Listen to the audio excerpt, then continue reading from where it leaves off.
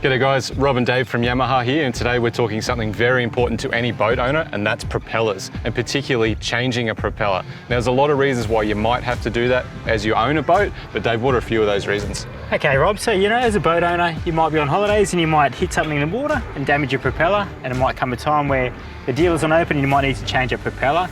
You might have fishing line entangled around the prop, or a crab pot rope or something like that which is jammed in behind the prop and quite difficult to remove unless we take the prop off. So Dave, this is a 200 horsepower Yamaha, but the process is very much the same across the whole range, isn't it? Yeah, it is, Rob. So whether it's a little 2.5 all the way through to an XCO, it's a very similar process with removing and replacing that propeller. All right, let's get stuck into it. So if I'm going to be doing the prop change by myself at home, is there any specific tools or products that I might need to get it done? No, not really, Rob. It's just normal hand tools that you probably would have laying around at home in your shed. A block of wood, side cutters, pliers, a spanner or a socket to suit the propeller nut, Yamalube grease to lubricate the propeller spline as we refit the new propeller, and a rag. And one thing we've got to remember, Dave, is that no matter what outboard we've got, we always have to make sure it's disabled before we get started. That's right, Rob. Absolutely, safety first. And the two easiest ways to do that is just to simply pull your lanyard out and turn your battery switch off. Okay Rob, so before we start to take the propeller off, we just have to be careful because sometimes the leading edge of the propeller can be sharp, so it could have worn thin in sand, or you could have some impact damage there from hitting a rock and it could have a sharp edge. So normally we would have a rag on hand, so when we're handling the propeller, we can hold that propeller and safely not cut our hands. As you said, safety first. That's right. Okay, so first thing we're going to remove the cotter pin from the propeller nut. So it's quite simple, we just need to straighten the pin. Okay, so step 2 is to, using our side cutters, we can push the pin out and remove it from the prop shaft. Just be careful not to drop it in the water, you may need to reuse that pin. Okay, so the next thing we're going to grab is our piece of wood and our socket or spanner. So why on earth, Dave, would we have a block of wood? Okay, Rob, it's a good question. So the block of wood, we're going to use that in between the propeller and the cavitation plate, stop the propeller turning while we loosen the nut. Okay, so once the nut's loose, Rob, we can then hold the propeller by hand and remove the nut. Okay, so now we've got the nut removed, we can remove the propeller from the prop shaft.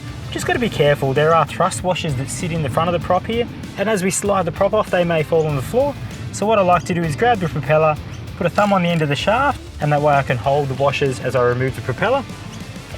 Okay, so one thing to be aware of is there is a thrust washer behind the propeller that can stick in behind the prop, Rob, so we've got to be careful that we remove that from the propeller if it has stuck there, or we ensure it's still on the shaft. So that's our rear thrust washer. There is also a thrust washer at the front of the propeller, or a spacer, and also a plain washer that goes in behind the nut. Just a few more bits and pieces to make sure we keep track of during the process. That's right, Rob, yep, definitely. And as we were going through the process of setting up for this shoot today, we actually found some fishing line that had been caught around the propeller at an event earlier on, and the Yamaha props actually have a specially designed thing just to catch stuff like this, don't they? That's right, Rob. So the rear spacer has a slot, and that slot is designed to catch fishing line before it gets to the seal in the gearbox, which would do some real damage. Seal. That's right. And as easy as that was to take the prop off and clean it up, Dave, is putting the prop back on the same sort of process? Yeah, it is pretty much, Rob. So to start, we're going to clean the shaft, re-grease it, and then we can reassemble the propeller assembly with the spacers and thrust washers on the shaft. Okay, so now we've got the shaft clean, the first thing we want to do is drop on our rear thrust washer. We're then going to apply some grease to the spline. Okay, and using your rag, we're going to slide the propeller back onto the prop shaft.